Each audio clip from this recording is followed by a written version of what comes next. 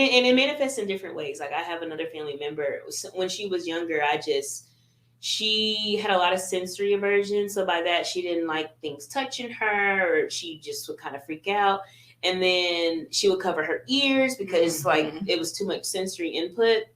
And then of course we found out later she was diagnosed with autism. So, yeah. Oh my goodness. Yeah. Okay, so let me ask this question.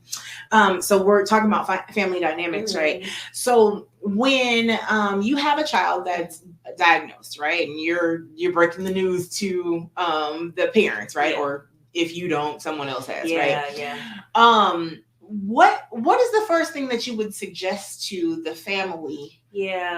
I work in home health, right? A lot of time I tread cautiously.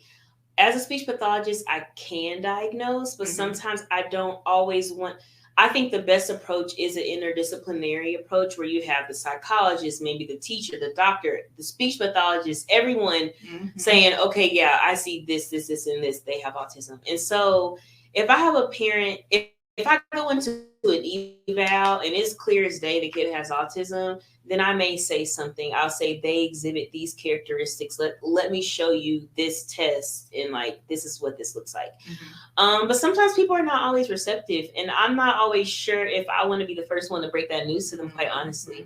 And sometimes I may go into an eval because a lot of the characteristics of autism may coincide with like ADHD or apraxia of speech, which is a speech motor disorder. And so I don't want to be the one to say, oh yeah, they have autism, when they probably don't. And so unless I'm clear, because a lot of times my evals are only 30 minutes, so I don't want to tell you that if I don't know for sure, obviously. But then there's sometimes I go in, I'm like, whoa, like this kid is like bouncing off the walls. They're flailing their arms. They're doing, I'm like, okay, yeah, let's talk